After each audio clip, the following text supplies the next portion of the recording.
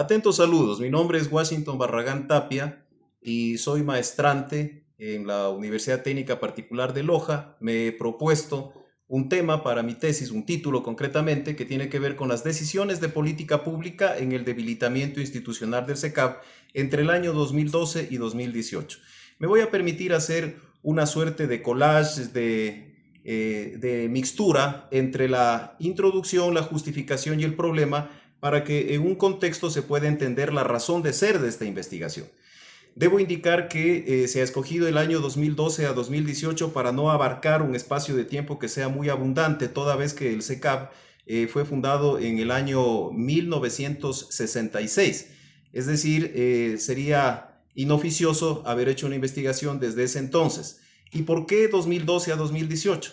Porque en la vida institucional del SECAP existe un hito que se dio con el año 2015, cuando por una reforma al Código Orgánico Monetario y Financiero se pasa este aporte que se daba al SECAP desde las planillas del Seguro Social al erario nacional. Entonces, la intención de esta investigación es saber qué pasó 3 años antes de esta decisión de política pública y qué ha pasado 3 años después de ese cambio presupuestario en el SECAP.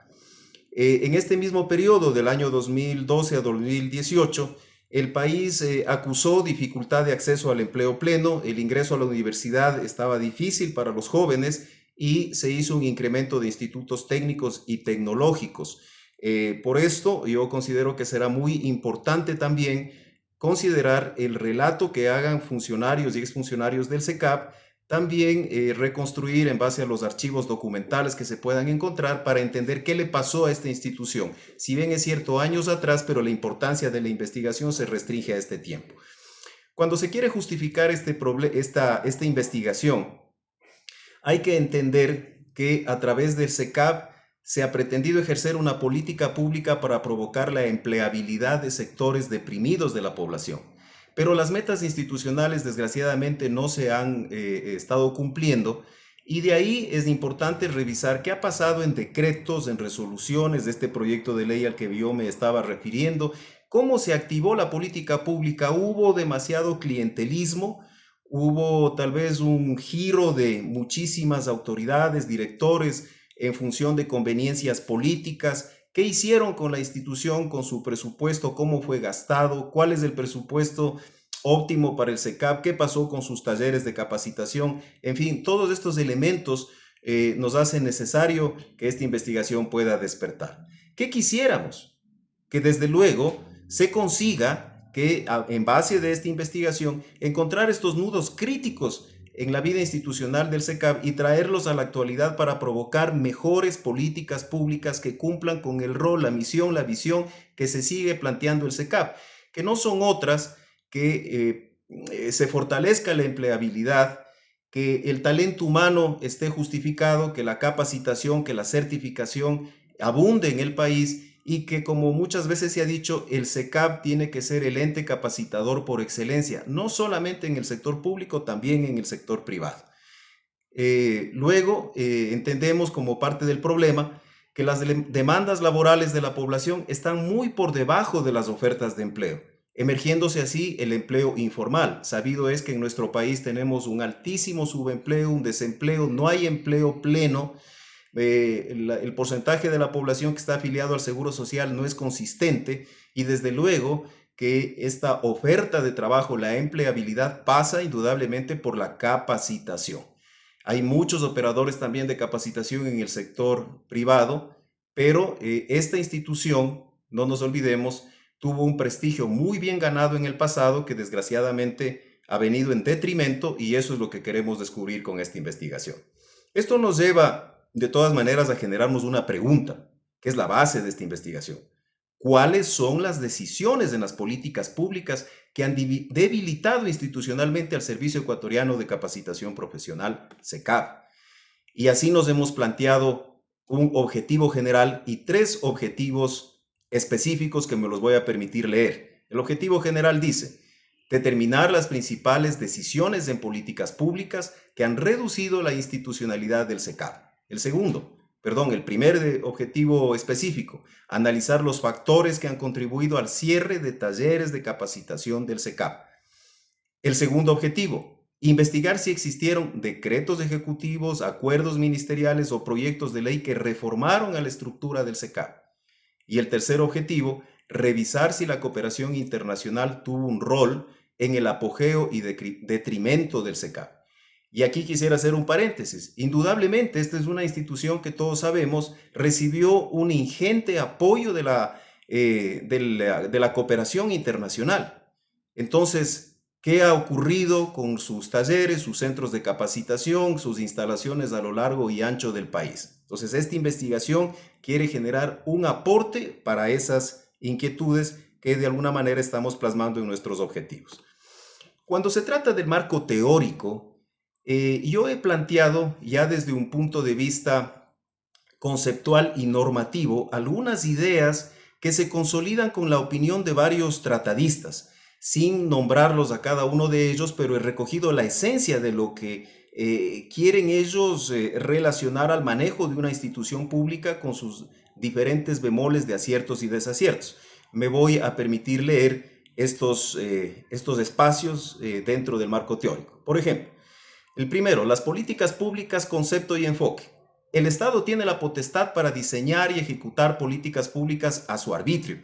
Una política pública responde a demandas sociales y reclamos populares. Se entiende que existe una situación social percibida como problemática. Segundo, instituciones públicas y su debilitamiento. Las políticas públicas, al ser asertivas y no conducirse bajo esquemas clientelares, evitarán el debilitamiento de las instituciones estatales para que no pierdan legitimidad, autonomía y operatividad. Tercero, gobernanza y modernización institucional. Se entiende como el éxito de cumplir las metas de las políticas públicas con la interacción de varios actores. Se presume que al buscar eficiencia económica en las políticas públicas, se podría también descuidar una función social. Cuarto, descentralización y autonomía institucional. La descentralización agilita procesos en función de demandas locales. La autonomía permite dirigir políticas institucionales gracias a la experiencia operativa de una entidad pública. Quinta, evaluación de políticas públicas y rendición de cuentas. Sin rendir cuentas y no informar de la gestión, acarrea la deslegitimación institucional de cara a la ciudadanía. De hacerse, permite la retroalimentación y la efectividad del gasto público. Sexta, la planificación estatal y su impacto en la formación técnica. Planificar optimiza el recurso público.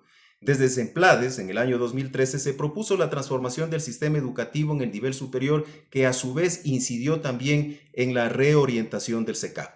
Como número 7, estoy refiriendo una disposición general 11ª del Código Orgánico Monetario y Financiero, que desgraciadamente este es el punto de inflexión en donde se decide que este fondo de capacitación que se paga en las planillas del Seguro Social hasta el día de hoy ya no vayan directamente a estas nobles instituciones como el caso del IES y el SECAV, sino que vayan al erario nacional para que luego el gobierno de turno sepa qué hace con este dinero dentro del presupuesto. Este es un punto importante que se recoge también dentro de una política pública, dentro de una ley, y por eso he querido incluirlo dentro de un marco teórico conceptual. Luego, como último punto, el SECAV y la formación profesional en el Ecuador.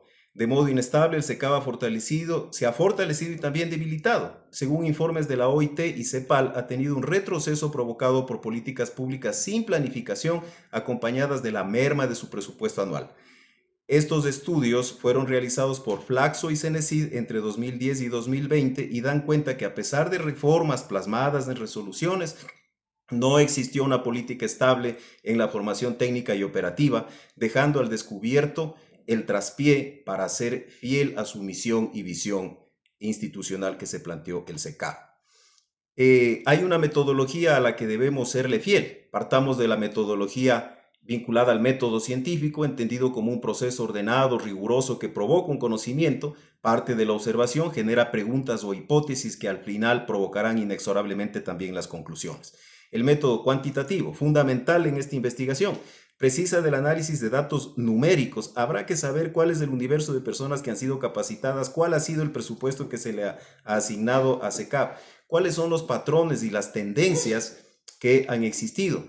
Luego, con el método cualitativo, queremos describir las conductas humanas que se pueden reflejar en fenómenos sociales o decisiones de gobierno ejecutadas en políticas públicas. Será útil la entrevista con varios grupos focales, indudablemente. Luego, quiero traer el método comparativo.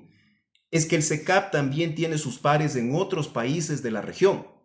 Entonces queremos saber si en Colombia, si en Costa Rica, si en Panamá, etcétera, han tenido éxito, acierto o desacierto y cuáles son las líneas de la política pública que se han ejecutado en esos pares del SECAP, en donde sí ha sido el ente público como rector de la capacitación profesional de la empleabilidad el que ha tenido éxito. Por eso es importante este método. Los recursos que vamos a utilizar son diversos. Hablamos de investigación bibliográfica, archivos digitales, repositorios institucionales. En el SECAP, en la Asamblea Nacional, Ministerio de Finanzas, portal de compras públicas, habrá que hacer movilizaciones al SECAP, hablar con funcionarios y exfuncionarios, como talento humano, como digamos parte humana de estos recursos. Se deberá contar con implementos de oficina, una computadora, procesador de textos, correcciones de internet, grabadora, etcétera. No será preciso más del gasto de $1000, creemos. He hecho un cronograma afín a un año de trabajo, mes por mes, identificando los diferentes partes de esta investigación, partiendo de una planificación hasta una bibliografía. Y termino refiriéndome a la bibliografía, indicando que esta investigación estará enriquecida con obras connotadas de investigadores en ciencias sociales vinculados al quehacer de las políticas públicas. Hay publicaciones de reconocidas universidades y organismos internacionales. Es importante también el aporte de la normativa y resoluciones institucionales, sin dejar de lado publicaciones de varias entidades públicas. Muchísimas gracias.